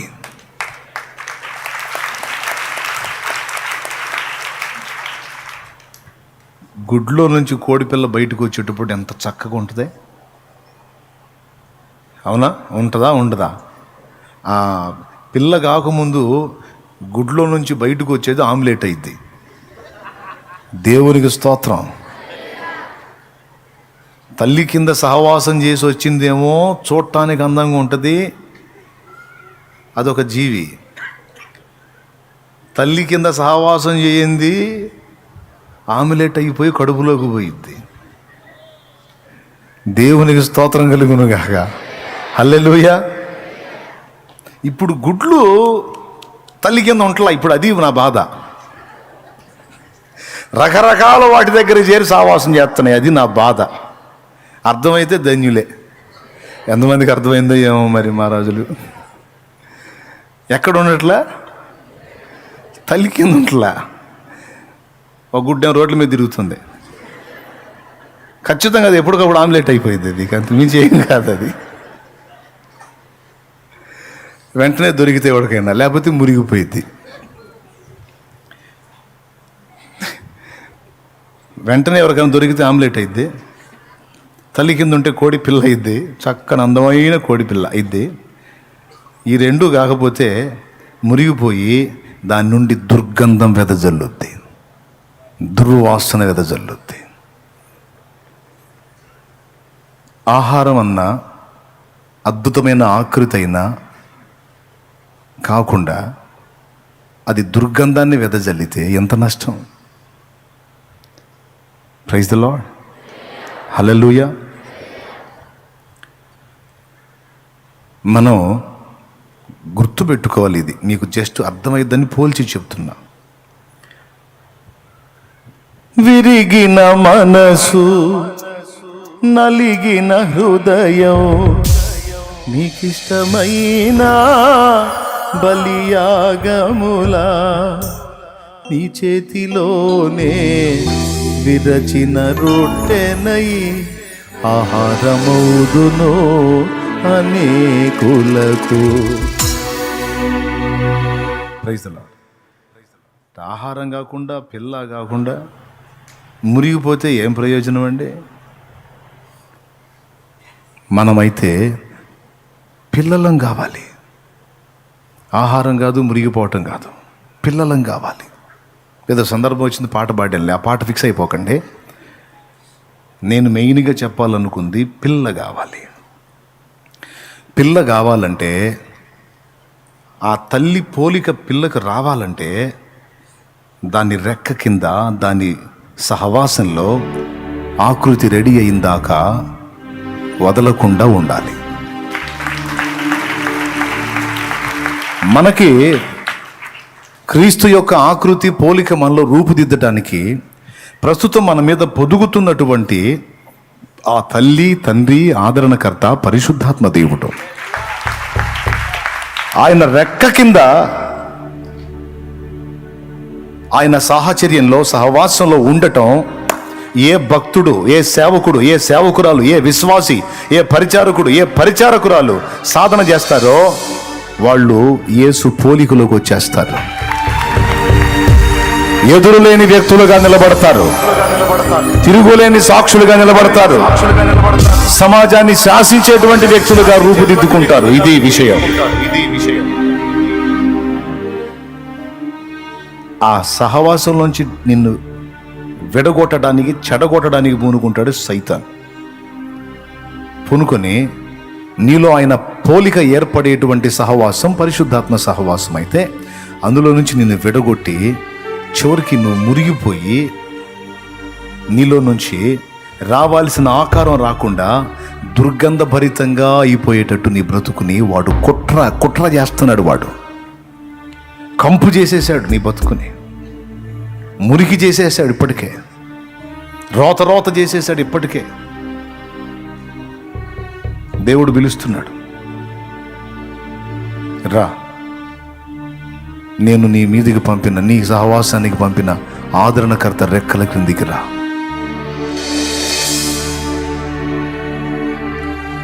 ఆయన సహవాసాన్ని వదిలిపెట్టొద్దని తండ్రి చెప్తున్నాడు. దాని విలువ ఎంతమంది గుర్తుపట్టారు? పరిశుద్ధాత్మ సహవాసంలోకి వెళ్ళడానికి ఎంతమంది ఆశ కలిగి ఉన్నారు? పరిశుద్ధాత్మని అసలు గురించి, ఆయన గురించి ఎంతమంది తెలుసుకున్నారు? ఆయన గురించి ఎంతమంది ఆలోచిస్తున్నారు? ఆయన ఒకడు ఉన్నాడని ఎంతమంది గుర్తించారు? సేవకులు వెళ్ళట్లేదు, సేవకురాండ్రు వెళ్ళట్లేదు. బహుశా కొందరు ఉన్నారేమో వెళ్ళేవాళ్ళు, ఎక్కువ శాతం కనపడట్లేదు. విశ్వాసులు వెళ్ళట్లేదు. అందరి సహవాసాలు మారిపోయినాయి. ఇప్పుడు అందరి సహవాసాలు వేరే వేరే వాటి వైపుకు మళ్ళించాడు సైతాను. అందుకే రావాల్సింది నీ నుండి రాకుండా రాకూడనే వస్తున్నాయి నీలో నుంచి. ఎట్లా నువ్వు ఇబ్బంది కదా జాగ్రత్త పడకపోతే. అందుకని ఈ 7 రోజులు మిమ్మల్ని ఆయన రెక్క క్రిందికి ఉంచి మీరు కోల్పోయిన ఆ మెట్టుని తిరిగి మళ్ళా మొదలెట్టేటట్టు ఆయనే ప్రేరేపిస్తే పూనుకున్నా.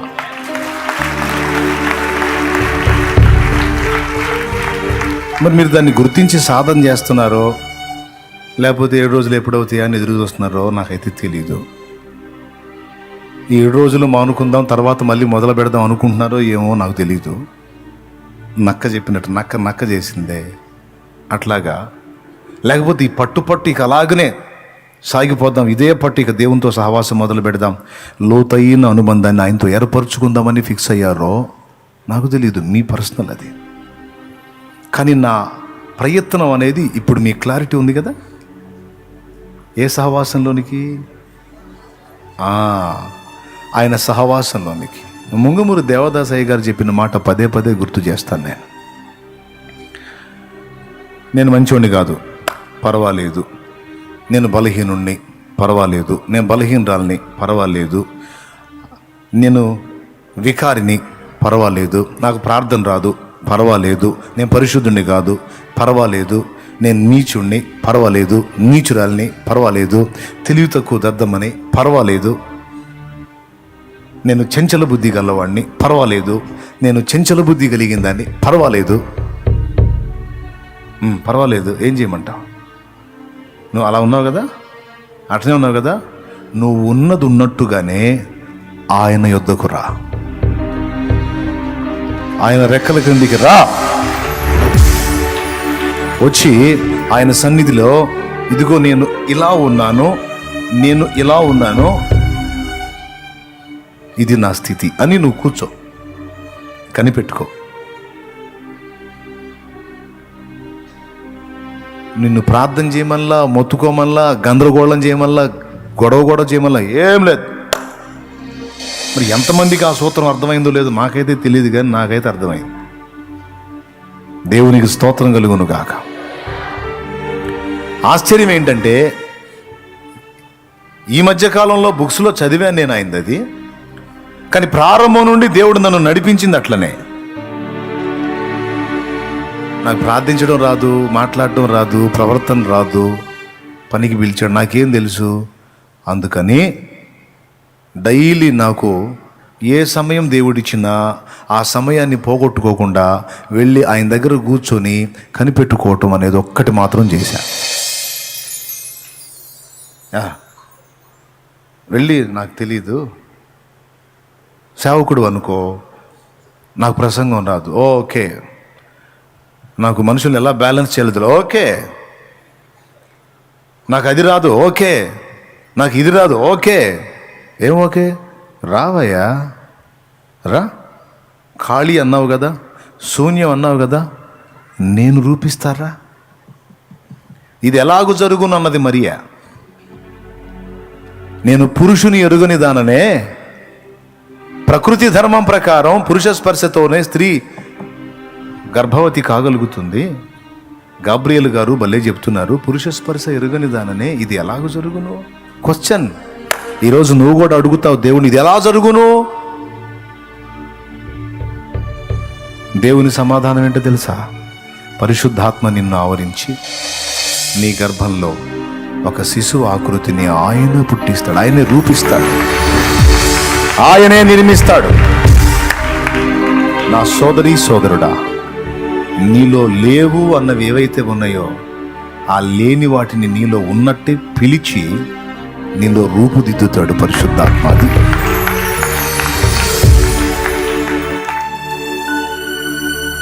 కోడి పిల్ల రెడీ అయిపోయి కూర్చుంటుందా గుడ్లో? అస్సలు నాకు వింత ఏంటో తెలుసా, ఒక నీరులాగా ఉన్నటువంటి గుడ్డులోని ఆ ద్రవం, ఒక్కొక్కడు అంటాడు పెద్ద దేవుడి గురించి మొత్తం తెలిసినట్టు మాట్లాడతాడు పూర్తిగా, ఏముంది దేవుడు అని. ఒకడు దేవుడు లేడంటాడు, ఒక్కొక్కడేమో చాలా తేలిగ్గా మాట్లాడతాడు దేవుడు. మైండ్ పోయిద్ది అసలు అక్కడ చూస్తే. రెండు వర్ణాలలో ఉన్నటువంటి నీరు, ద్రవ పదార్థం, ఒక అద్భుతమైనటువంటి ఆకారంతో, అసలు కోడిపిల్ల గుడ్లో నుంచి బయటకు వచ్చి కొంచెం ఒళ్ళారు నాకు చూస్తే, ఇది ఇందులో నుంచే వచ్చిందా అంటే ఆశ్చర్యం మనకి.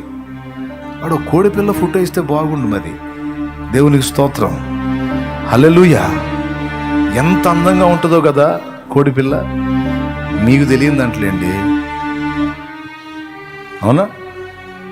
మీకు తెలియదా కోడిపిల్ల ఎంత బాగుంటుందో? ముద్దు.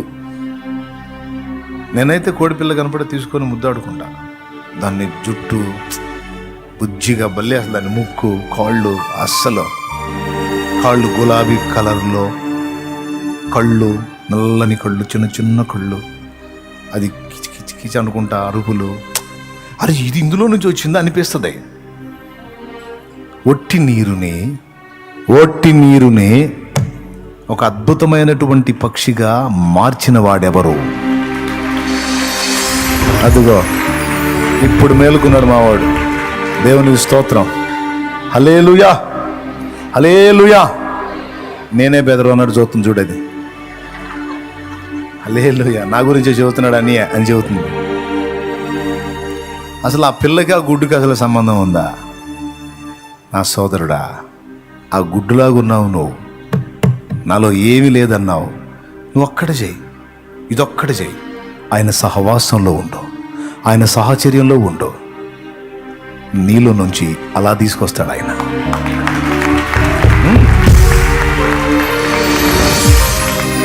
మరి పరిశుద్ధాత్మ సహవాసం అని ఎందుకు ప్రార్థించారు భక్తులు? ఎందుకు దీవెనిచ్చారు?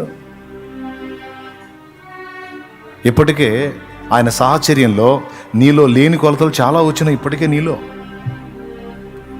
నీలో లేని త్యాగం ఇప్పుడు వచ్చింది, నీలో లేని సహనం ఇప్పుడు వచ్చింది, నీలో లేని ఓర్పు ఇప్పుడు వచ్చింది, నీలో ఒకప్పుడు లేని మంచితనం ఇప్పుడు వచ్చింది, నీలో ఒకప్పుడున్న దుర్మార్గం ఇప్పుడు పోయింది, నీలో ఒకప్పుడు లేని పాపభీతి ఇప్పుడు వచ్చింది, నీలో ఒకప్పుడు లేని నీతి నియమాలు ఇప్పుడు వచ్చినాయి. అలా చాలా వరకు ఇదంతా ఆయన సహవాసంలోనే. ఎంత విలువైంది ఆయన సాహచర్యం! నిర్జీవమైన వట్టి ద్రవాన్ని ఒక జీవం కలిగిన సుందరమైన పక్షిగా మార్చినవాడు. మరి ఇది ఎలాగ జరుగును? నాలంటోడు ఇలా అవటం కష్టం, నాకు ఇది సాధ్యం కాదు, నాకు ఇది అసాధ్యం, అమ్మో నేనా, నా వల్ల కాదు. అరే ఎవరు చెప్పారు? నీ వల్ల అయిద్దని ఎవరు చెప్పారు? నీ చేతనైద్ది, నువ్వు చేయగలని ఎవరు చెప్పారు? నీ వల్ల కాదు. నువ్వు ఆయనకు అందుబాటులో రాగలిగితే ఆయన ఏర్పరుస్తాడు.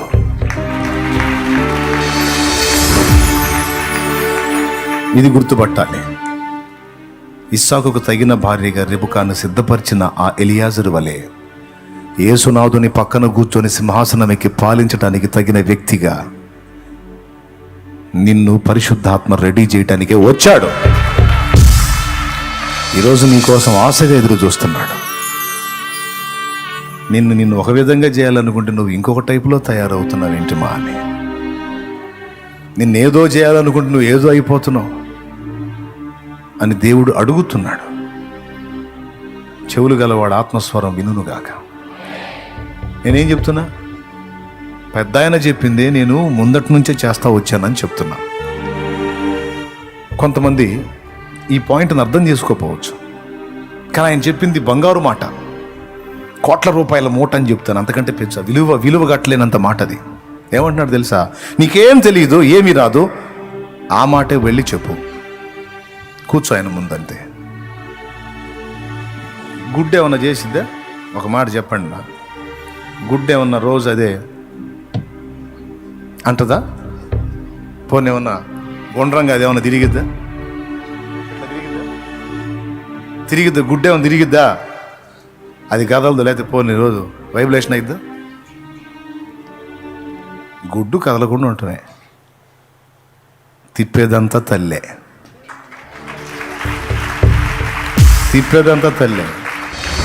ఆఖరికి లోపల పిల్ల ఆకృతి ఏర్పడి ఆ కూత వినపడుతుంటే, కిచకిచ సప్పుడు వినపడుతుంటే ఏదో ఒక వైపు చూసి అది బయటకు రావడానికి అనువైన ప్లేస్ చూసి టపీమని పొడిచి ఆ గుడ్డుని డొల్ల చేసేది కూడా తల్లే. అది నేర్చుకోవాలని చెప్తున్నాను నేను. ఇంకేం కావాలి ప్రసంగం? ఆయన నీలో ఆకృతి ఏర్పరిచి అంతా సిద్ధపరిచి ఆయన కరెక్ట్గా నిన్ను బయటికి తీస్తాడు. కొంతమంది ఉంటారు, ఈ చిత్రం ఆయన ఇంకొక మాట కూడా చెప్తాను. కొంతమంది సేవకుల గురించి చెప్తాను. ఆయన రెక్క కింద ఉన్నంత వరకు ఉండి ఉండి ఉండి ఉండి మొత్తం 3 భాగాలు రెడీ అయ్యి ఆయన ఓపెన్ చేసి తీయకముందు నీళ్ళే బయటికి పరిగెత్తుంటారు. నేను చేసే ఆ పని ఒకసారి, కోడిపిల్ల టైం ప్రకారం రావాలంట. నాకేం తెలుసు తపన. అవి పక్క ఓపెన్ అయింది. చిన్న చిన్నగా అదే పొడుచుకుంటా చిన్నగా అదే పగులుతా వస్తూ ఉంటాయి. ఒకటి వచ్చింది. రెండోది ఒక పక్కన ఓపెన్ అయ్యి అంతే ఉంది. అంటే ఇంకా లోపల పక్వ దశకు రాలేదు, టైం ఉందంట. మరుసటి రోజుకి వచ్చిందంట అది తెల్లవారేటప్పటికి. నేనేం చేశాను, చెవి దగ్గర పెట్టా. అది కుయ్యా అని అరుస్తుంది. అరే బాగానే ఉంది, బతికే ఉంది కదా, పాపం బుజ్జిది బయట రావడానికి ఇబ్బంది పడుతుందేమో, నేను నీకు హెల్ప్ చేస్తా అని ఓపెన్ చేసాం. మొత్తం ఓపెన్ చేసి బయటికి తీస్తే అది ఎట్టుంది, ఇట్టనే ఉంది. అది కాసేపు కిసకిసలాడింది, అయిపోయింది. మా నాన్న తీసుకెళ్ళి చూపించి, ఏంది నాన్న చచ్చిపోయింది, ఏంది నాన్న, అది ఇబ్బంది పడుతుంది, నేను దానికి హెల్ప్ చేస్తే పోయింది ఏందనంటే, నువ్వు చేయకూడదు నాన్న, దేవుడు చేయాలన్నాడు. ప్రకృతిలో ఒక నియమం పెట్టాడు రా, ప్రకృతిలో ఒక నియమం పెట్టాడు. ఆ నియమం ప్రకారం రావాలది. సిద్ధమైనప్పుడు తల్లే పొడిచిద్ది. లోపల పిల్ల రెడీ అయ్యే కొద్దీ తల్లికి తెలుసు ఎంత మాత్రం రెడీ అయిందో తెలిసి ఒక్కొక్క కొంచెం అదే తొలగిస్తూ ఉంటుంది. పిల్ల బాగా కంప్లీట్గా రెడీ అయిపోయేటప్పుడు పూర్తిగా తల్లి ఓపెన్ చేసేస్తుంది. పరిశుద్ధాత్మ దేవుడు కూడా నిన్ను సిద్ధం చేసి పర్వాలేదు పూర్తిగా రెడీ అయ్యావన్నప్పుడు ఆయన తెస్తాడు బయటికి. తపన ఆడాగిద్ది, తపన ఆగట్ల కొన్ని కోడి పిల్లలకే పరిగెత్తుతున్నాయి బయటికి. ఆ ముక్కో మూతో ఏదో ఒకటి వంకర పోతుంది, లేకపోతే అసలు మొత్తానికి పోతున్నాయి. ఇది డేంజరే. రెక్క కింద ఉండకపోవటం ఒక డేంజర్ అయితే, రెక్క కింద ఉండి 3 భాగాలు రెడీ అయ్యి ఆఖరి ఘట్టంలో తేడా పడ్డోళ్ళు ఉన్నారు. దేవుడు నిన్ను అనుకున్న ఆకృతిలో నీకు చెక్కిందాకా ఓపికతో కాచుకోవటం నేర్చుకో.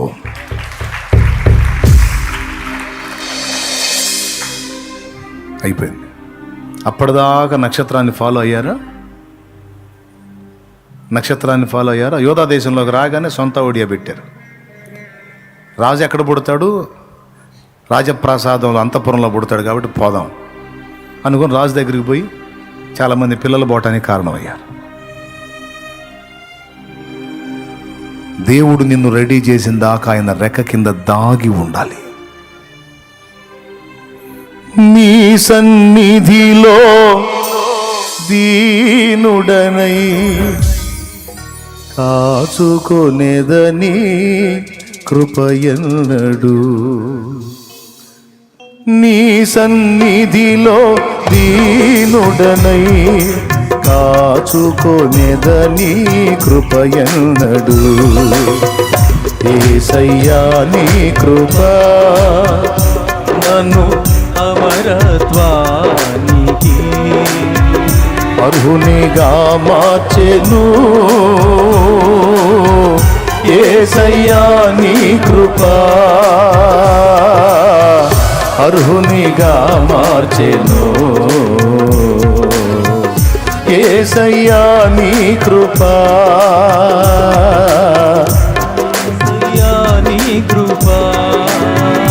గోవాలే నేనెగిరి నిన్ను చేరనా,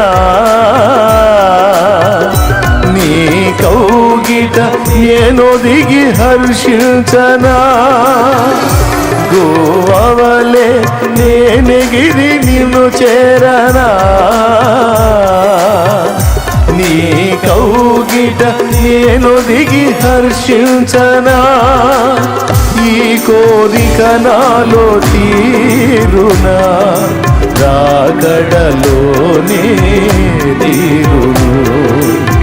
ఈ కోరిక నాలో రాకడలోనే తీరును.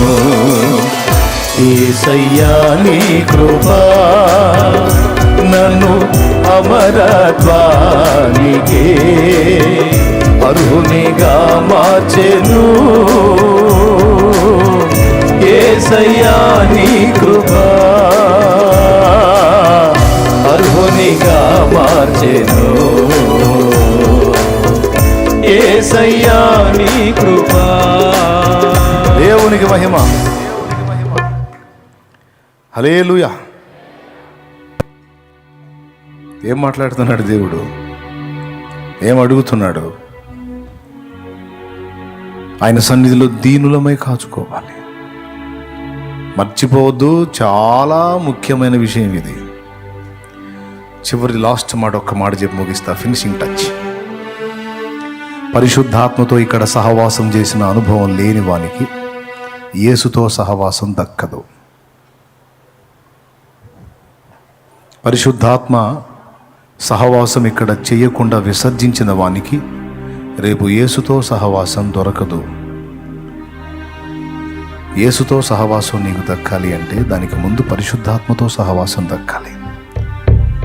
ఇస్సాకు గుడారంలో రిబ్కాకి స్థానం లభించాలంటే మొదట ఎలియేజరు సహవాసంలో కొంత ప్రయాణం జరగాలి. కనుక దాని ప్రాముఖ్యత గుర్తుపట్టి ఎవరి కాళ్ళు జాగ్రత్త పడండి. మీరు ఏది కోల్పోయారు చూడండి. దేవునితో సహజీవనం ఉందా? పరిశుద్ధాత్మ సన్నిధిలో కనిపెట్టుకోవటం ఉందా? నిశ్శబ్ద వేళ, నిర్మానుష్య వేళ, పక్షులు సైతం మిన్నకుండే వేళ, తెల్లవారుజాము 3 గంటల వేళ, మోకాళ్ళుని కనిపెట్టు. ఏం జరిగిద్దో చూడు నీలో. ఆ ఒక్క సమయమే కాదు, ఆ నిశ్శబ్ద వేళను ఉపయోగించుకో, మధ్యరాత్రి ఉపయోగించుకో. నువ్వు ఉన్నదున్నట్టుగా ఆయన ముందుకెళ్ళి, నేను ఇలా ఉన్నాను తండ్రి, ఇక నీ దయ అని కాచుకో. ఏ కార్యం జరిగిస్తాడో చూడిక నీలో ఆయన. నీలో లేనివి నీలో నుండి రప్పిస్తాడు ఆయన. నాకు ఇక్కడ నిలబడాలంటే భయం, కానుకేయాలంటేనే భయం అందరిలో వచ్చి. సిగ్గు అంటే ఈ డేర్ నాకు లేదు. కానీ ఆత్మల భారం, ఆత్మల్ని రక్షించాలి. ఆయన పాదాల దగ్గరికి వెళ్ళి కూర్చున్నా. ఆయన ఇచ్చిందే ఇది. ఒకప్పుడు నాలో లేనిది ఆయన తెచ్చాడు. వాక్యం కూడా చాలాసార్లు ఖాళీగా వచ్చి ఇక్కడ కూర్చున్నా. ఖాళీ ప్రభా అని కనిపెట్టుకుంటా. ఇక్కడికి వచ్చి నిలిచినప్పుడు నేనే ఆశ్చర్యపోయే సంగతులు నా నోట నుంచి ఆయన పలికిస్తాడు. ఎన్నోసార్లు ధ్యానించినా నాకు అందని విషయాలు ఇక్కడికి వచ్చినప్పుడు దేవుడు పలికించాడు. దేవునికి మహిమ. దీనికి నిరూపణ రాత్రి దేవుడాత్మ పలికించినటువంటి శారాను గూర్చిన సందేశం. నేను ఎన్నోసార్లు ధ్యానించాను, నాకు అందలా. ఎంతోమంది భక్తుల మాటలు విన్నాను, అందలా.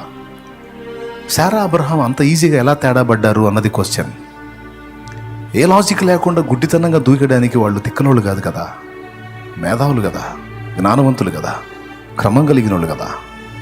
ఎట్లా బెండ్ అయ్యారు హాగర్ దగ్గర అనే కారణాన్ని కొంచెం పరిశీలిద్దామన్న ఆలోచన కూడా రాలా నాకు.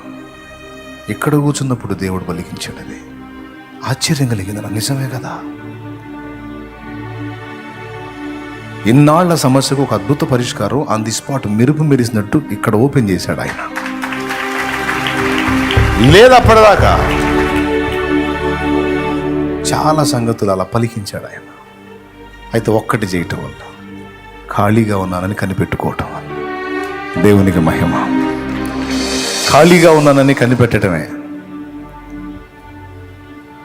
ఇలాగ ఎన్నో విషయాలు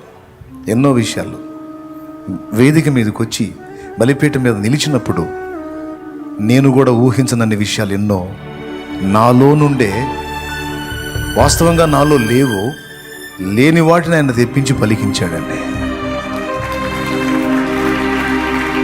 చాలా సంగతులు ఈరోజు నీ జీవితంలో కూడా చెప్తున్నాను నేను. నీ దగ్గర చాలా విషయాలు లేవు అని నీ ఫీలింగ్. నీ దగ్గర లేవు, దేవుని దగ్గర లేవేంది? నీ దగ్గర లేదమ్మా సరుకు, దేవుని దగ్గర లేదా? నువ్వు ఒక్కటి చేయి, ఆయనకు అందుబాటులోకి వెళ్ళు, ఆయన సాహచర్యంలో ఉండు, కనిపెట్టుకో. శూన్యం ఆది యందు అయిపోయింది. చెప్పండి, ఒక ముక్క చెప్పండి. ఆది యందు దేవుడు భూమి ఆకాశములను సృజించెను. భూమి నిరాకారముగాను శూన్యముగాను ఉండెను. చీకటి అగాధ జలముల పైన కమ్మి ఉండెను. దేవుడు వెలుగు కమ్మని పలుకగా అనుందా? దేవుని ఆత్మ జలముల పైన సంచరించుచుండెననుందా?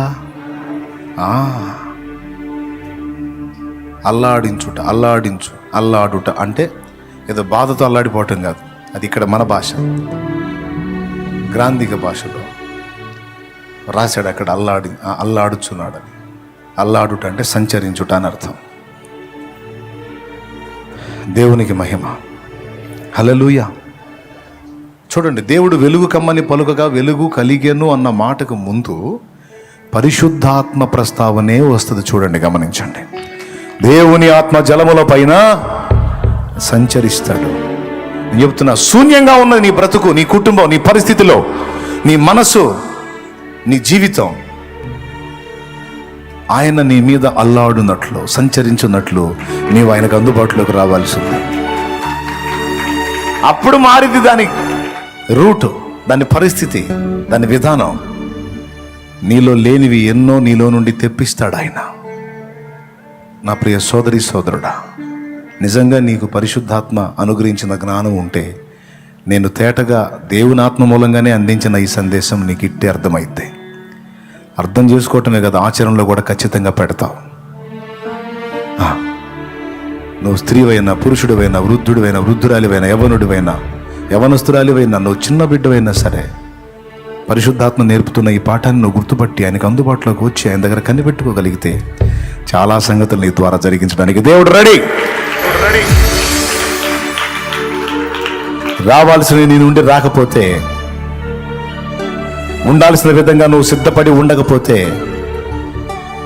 దుర్గంధం వస్తుంది, మురిగిపోతావు. ఏమవుతావు? మురిగిపోతావు. అది రాకూడదు, అది జరగకూడదు. అందరికీ హెచ్చరిక. దేవుడు నిన్ను పిలుస్తున్నాడు ఆయన రెక్కల కిందకి. కనిపెట్టుకో, ప్రార్థించు, చెప్పు. ఎప్పుడు ఎనీ టైం, ఎప్పుడైనా సరే వెళ్ళి ఏం చేస్తా ఆయన ముందు కూర్చొని నీకు వచ్చినాయి చెప్పు, రాని రాదని చెప్పి కనిపెట్టు. గంటలు గంటలు, ఎంత పెద్ద వయసు అయింది అయినా సరే మోకాళ్ళ మీద నిలబడి కనిపెట్టడం నేర్పాడు. భక్త సింగ్ అనే మహనీయుడు ఏం ప్రార్థన చేస్తాడో తెలియదు. అంతసేటు నైట్ మోకాళ్ళు వేస్తే తెల్లారి మోకాళ్ళ మీద నుంచి లెగుస్తాడు. భక్త సింగ్ మహనీయుడు. మనకి మైండ్ పోయింది చూస్తే. ఆయనతో ఉన్న ఆ సహచరులు చెప్పారు, బుక్స్ రాశారు.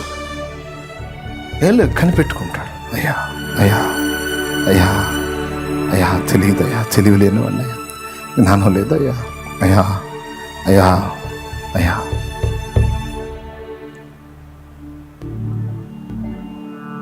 నల్లగా మోకాళ్ళు కాయలు కాసి ఉంటాయి. ప్రార్థన అనగానే 4 మాటలు రెడీ చేసుకొని పోయి ఆ 4 మాటలు అప్పచెప్పి 4 మాటలు అడుక్కొని ఇక లేచి పరిగెత్తటం కాదు.